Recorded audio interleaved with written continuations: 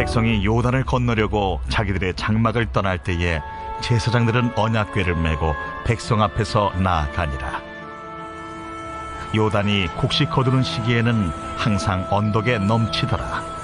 궤를 맨 자들이 요단에 이르며 궤를 맨 제사장들의 발이 물가에 잠기자 곧 위에서부터 흘러내리던 물이 그쳐서 사르단에 가까운 매우 멀리 있는 아담 성읍 변두리에 일어나 한 곳에 쌓이고 아라바의 바다 염해로 향하여 흘러가는 물은 온전히 끊어지며 백성이 여리고 앞으로 바로 건널세. 여호와의 언약궤를 맨 제사장들은 요단 가운데 마른 땅에 굳게 섰고 그 모든 백성이 요단을 건너기를 마칠 때까지 모든 이스라엘은 그 마른 땅으로 건너갔더라. 하나님과 가까워지기 다니엘 정식기도, 오늘은 믿음의 발걸음에 대해서 말씀을 묵상해 보고자 원합니다. 성경에 나오는 이스라엘 백성들 애굽에서부터 가나안 땅까지 여정이 있습니다. 애굽을 나와서 홍해를 건너게 되어지고 광야를 지나서 마지막 요단강을 건너서 가나안 땅에 들어가게 되어지는 가나안 땅의 여정입니다. 특징은 두 개의 물을 건넜다는 사실입니다.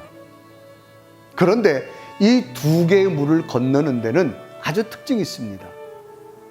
첫 번째는 홍해바다입니다. 애굽을 나와서 3일 길을 지나왔습니다. 앞에 거대한 홍해바다 앞에 백성들이 원망합니다. 그럴 때 하나님께서는 모세에게 모세의 손을 들고 하나님 앞에 기도하는 그 모세를 향하여 그 손에 지팡이를 치라고 말할 때 홍해바다 갈라집니다. 그래서 백성들은 마른 땅같이 홍해바다를 건너게 되어지지요. 그리고 광야 생활이 진행됩니다. 또 하나는 광야가 끝난 다음 마지막 가나안 땅을 들어가기 전에 요단강을 건너게 됩니다. 이 요단강을 건너는 특징은 홍해바다처럼 물을 다 갈라놓고 건너는 것이 아닙니다.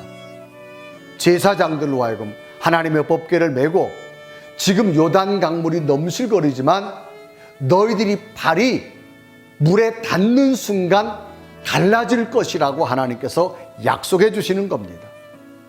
그래서 성경은 이렇게 기록하죠.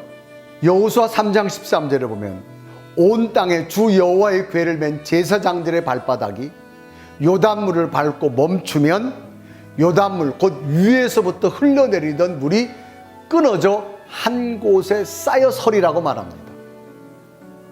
물은 흘러가는데 하나님이 약속의 말씀을 믿고 들어가라는 겁니다. 그러면 그 발이 닿는 곳마다 물이 멈추게 하시겠다는 겁니다.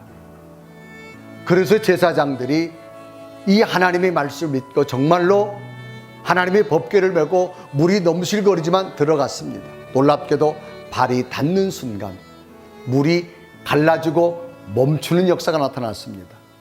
이때 장면을 여호수아서 3장 17절은 기록하죠.